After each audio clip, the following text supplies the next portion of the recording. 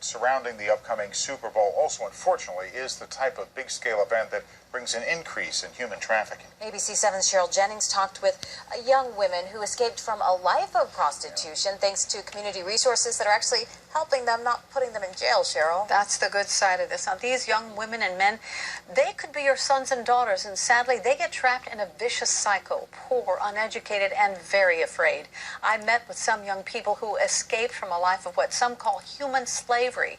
They were so vulnerable, and all had run away from foster homes or group homes. Did you have a pimp? Yes, I did. I couldn't eat, so he said eat. Like, if I didn't make any money that day, like, I couldn't eat. I'll be up, like, all hours of the day, like, trying to make money. Mari was just 14 when she found herself in a life of prostitution. She'd been in foster care since she was 8 years old. She didn't have much, just a few pictures, and a nightmare of a life. Just the thought of, like, someone, like, owning you as, like, property, or telling you, like, oh, like, if you leave, I'll kill you. Like, just that thought is, like, really, really scary. I met Mari at the Nalls group home in San Francisco, where she stayed after she escaped from the abuse. I ended up running away, like, when he was asleep. I ended up, leaving. And I was just, even though I didn't know anybody, it was raining, I just ran so I couldn't run no more.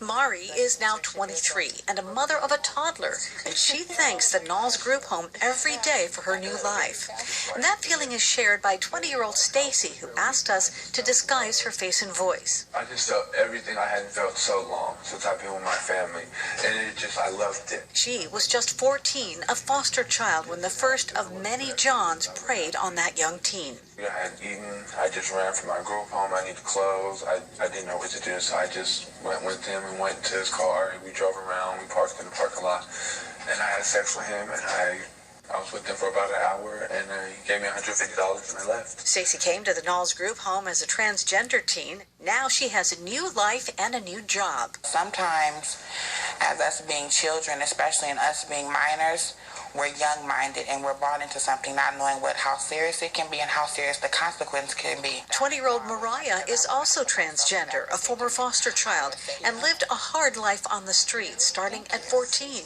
She stayed at the Nalls group home for 5 years. A lot of the times they don't have any clothes, so we make sure they get all their clothes, all their toiletries, and then I get them enrolled in school right away. Kelly Gillingham works at the Nalls group home with the founder, Tina Dollison. We have 6 girls that live here. Tina's team of counselors treats the girls like family. I look around and know that these girls had such a hard life, and yet I see big stuffed toys because inside they're just kids. Yes, just kids just want to be loved, want to be heard. We could do whatever we can for these survivors, but as long as you have Johns out there, it's not going to stop. There are a lot of resources and hotlines available for you to report suspicious activity and help save these young people. For more information, you can log on to our website, abc7news.com.